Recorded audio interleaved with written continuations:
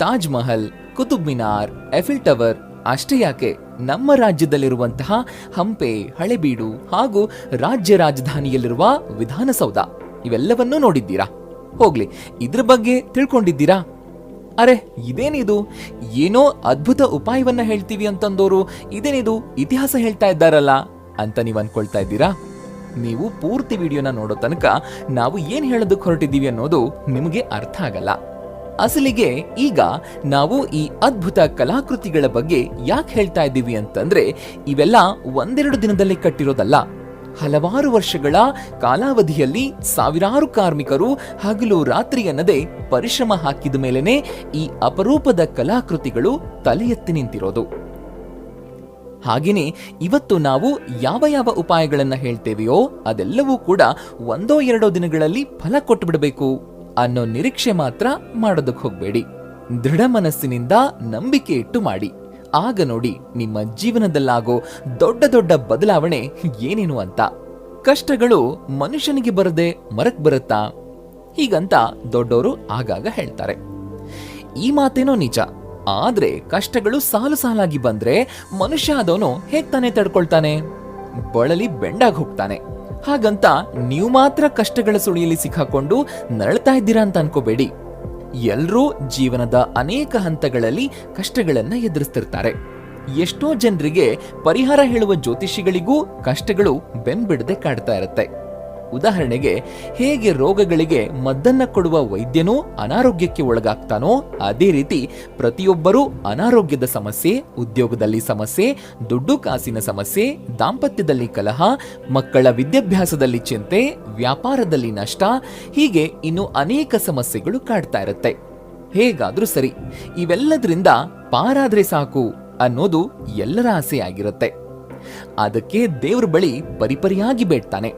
ಆದ್ರೆ ಅನ್ಕೊಂಡ ತಕ್ಷಣ ಎಲ್ಲ ಆಗ್ಬೇಕಲ್ಲ. ಅಂಥ ಸಮಯದಲ್ಲಿ ಈಗ ನಾವು ಹೇಳೋದಕ್ಕೆ ಹೊರಟಿರೋ ಈ ಉಪಾಯಗಳನ್ನ ಮಾಡಿ. ಆಗ ನೋಡಿ ಹೇಗೆ ನಿಮ್ಮ ಬದುಕೆ ಬದಲಾಗಿ ಹೋಗುತ್ತೆ ಅಂತ. ಈ ಕ್ರಿಯೆಯನ್ನ ನೀವು ಶನಿವಾರದಂದು ಮಾಡಿದ್ರೆ ತುಂಬಾ ಒಳ್ಳೇದು. ಹಾಗಂತ ಇದನ್ನ ನೀವೇ ಮಾಡ್ಬೇಕು ಅಂತಾನೂ ಇಲ್ಲ. ನಿಮ್ಮ ಮನೇಲಿದ್ದವರು ಯಾರು ಬೇಕಾದ್ರೂ ಮಾಡಬಹುದು. ಒಟ್ನಲ್ಲಿ ನಿಮಗೆ ಹಾಗೂ ನಿಮ್ಮ ಮನೇಲಿದ್ದವ್ರಿಗೂ ಕೂಡ ಇದರ ಫಲ ಸಿಗೋದು ಗ್ಯಾರಂಟಿ. ಇದನ್ನ ನೀವು ಒಂದು ಶನಿವಾರದಂದು ಅಥವಾ 2, 5, 7 ವಾರಗಳ ಲೆಕ್ಕ ಹಾಕೊಂಡು ಮಾಡೋದಕ್ಕೆ ಹೋಗ್ಬೇಡಿ. ನಿರಂತರವಾಗಿ ಮಾಡಿ. ಇದರ ಫಲ ಸಿಗೋದು ಗ್ಯಾರಂಟಿ. ಶನಿವಾರ ಸೂರ್ಯಾಸ್ತದ ನಂತರ ಅಂದ್ರೆ ಕತ್ತಲಾದ ಮೇಲೆ ₹1 ನಾಣ್ಯ ಹಾಗೂ ಅದರ ಜೊತೆ 4 ಲವಂಗವನ್ನ ತಗೊಂಡು ತುಳಸಿ ಗಿಡದ ಬಳಿಗೆ ಹೋಗ್ಬೇಕು. ಯಾರಿಗೂ ಕಾಣದಂತೆ ಹೆಚ್ಚು ಸದ್ದು ಮಾಡದೆ ಆ ಗಿಡದ ಕೆಳಗಿರುವಂತಹ ಮಣ್ಣಲ್ಲಿ ನಾಣ್ಯ ಹಾಗೂ ಲವಂಗವನ್ನ ಹೂತಾಕಿ. ಆ ನಂತರ ದೇವರ ಬಳಿ ನಿಮ್ಮ ಕಷ್ಟಗಳನ್ನ ಹೇಳ್ಕೊಂಡು ಪ್ರಾರ್ಥನೆ ಮಾಡಿ. ಮಾರನೇ ದಿನ ಸೂರ್ಯೋದಯದ ನಂತರ ಸ್ನಾನ ಮಾಡಿ ದೇವರಿಗೆ ದೀಪ ಹಚ್ಚಿ ಮಣ್ಣಲ್ಲಿ ಹೂತಾಕಿದ್ದ ನಾಣ್ಯ ಹಾಗೂ 4 ಲವಂಗಗಳನ್ನ ತೆಗೆದು ಯಾರೂ ಓಡಾಡದೇ ಇರುವಂತಹ ಪ್ರದೇಶದಲ್ಲಿ ಬಿಸಾಕ್ ಬನ್ನಿ. ಈ ರೀತಿ ಕೆಲ ಶನಿವಾರಗಳಂದು ತಪ್ಪದೆ ಮಾಡಿ. ಆಗ ನೋಡಿ ನಿಮ್ಮ ಜೀವನದಲ್ಲಿರುವ ತೊಂದರೆಗಳು ಹೇಗೆ ಮಾಯವಾಗ್ತಾ ಹೋಗುತ್ತೆ ಅಂತ. ಲಕ್ಷ್ಮೀ ದೇವಿಯ ಕೃಪೆ ನಮ್ಮ ಮೇಲಿರಬೇಕು ಅನ್ನೋ ಆಸೆ ಎಲ್ರಿಗೂ ಇರುತ್ತೆ. ಇದಕ್ಕಾಗಿ ಜನರು ಪೂಜೆ ಹವನಗಳನ್ನು ಕೂಡ ಮಾಡ್ತಾರೆ.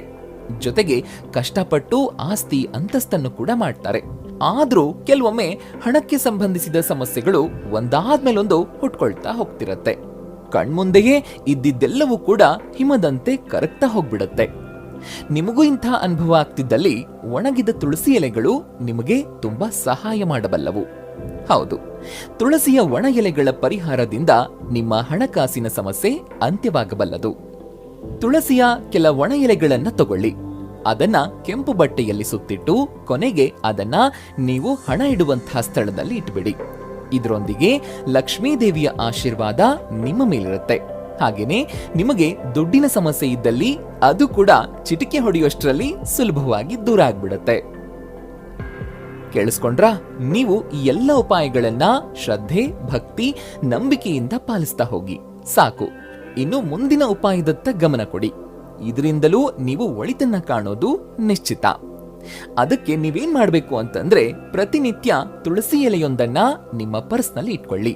ಹೀಗೆ ಮಾಡೋದ್ರಿಂದ ಲಕ್ಷ್ಮೀ ದೇವಿಯ ಆಶೀರ್ವಾದ ಸದಾ ನಿಮ್ಮ ಮೇಲಿರುತ್ತೆ. ಇದನ್ನ ನೀವು 45 ದಿನ ಮಾಡಿ. ಯಾವ ಕಾರಣಕ್ಕೂ ರವಿವಾರದ ದಿನದಂದು ತುಳಸಿ ಎಲೆಯನ್ನ ಕೀಳೋದಕ್ಕೆ ಹೋಗ್ಬೇಡಿ. ಶನಿವಾರವೇ 2 ಎಲೆಗಳನ್ನ ಕಿತ್ಕೊಂಡು ಇಟ್ಕೊಳ್ಳಿ. ಪ್ರತಿದಿನ ಪರ್ಸನಲ್ ಇಟ್ಕೊಂಡಿದ್ದ ಎಲೆಯನ್ನ ಬದಲಾಯಿಸಿ. ಹಾಗೆ 45 ದಿನ ಮಾಡಿ ಕೆಲ ವಾರ ಮಾಡೋದನ್ನ ನಿಲ್ಲಿಸಿ, ಮತ್ತೆ ಪುನಃ ಆರಂಭಿಸಿ.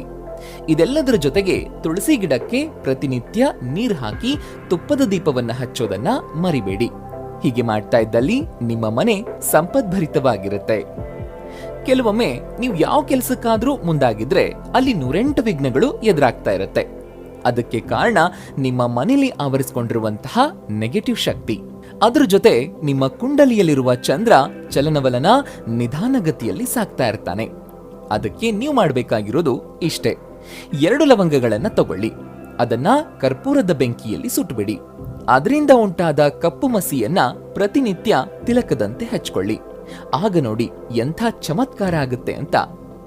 ಇದು ಈ ವಿಡಿಯೋದಲ್ಲಿ ಹೇಳಬೇಕಾಗಿರೋ ಇನ್ನೊಂದು ಅದ್ಭುತ ಉಪಾಯ. ನಿಮಗೇನಾದ್ರೂ ಮಾನಸಿಕ ಸಮಸ್ಯೆಗಳು ಕಾಡ್ತಾ ಇವ್ಯಾ? ಖಿನ್ನತೆ, ಒಂಟಿತನದಿಂದ ಬಳಲಿ ಹೋಗಿದ್ದೀರಾ? ಹಾಗಿದ್ದಲ್ಲಿ ನೀವು 7 ಕರಿಮೆಣಸಿನ ಕಾಳು, 7 ತುಳಸಿ ಎಲೆಯನ್ನ ತಗೊಂಡು 21 ಬಾರಿ ನಿವಾಳಿಸಿ. ಆ ನಂತರ ತುಳಸಿ ಎಲೆಯನ್ನ ಅರೆದುಕೊಂಡು ನೀರಿನ ಜೊತೆಗೆ ನುಂಗಿ. ಹಾಗೇನೆ ಕರಿಮೆಣಸಿನ ಕಾಳನ್ನ ಚೆನ್ನಾಗಿ ಜಗಿದು ತಿನ್ನಬೇಕು. ಹೀಗೆ ಮಾಡೋದ್ರಿಂದ ನಿಮ್ಮ ಮಾನಸಿಕ ಸಮಸ್ಯೆಗಳು ಏನೇ ಇದ್ರೂ ಕೂಡ ದೂರವಾಗ್ಬಿಡುತ್ತೆ. ಹಾಗೂ ಯಾರಾದ್ರೂ ದೃಷ್ಟಿ ಮಾಡಿದ್ದೇ ಆದಲ್ಲಿ ಅದು ಕೂಡ ದೂರ ಆಗ್ತಾ ಹೋಗುತ್ತೆ.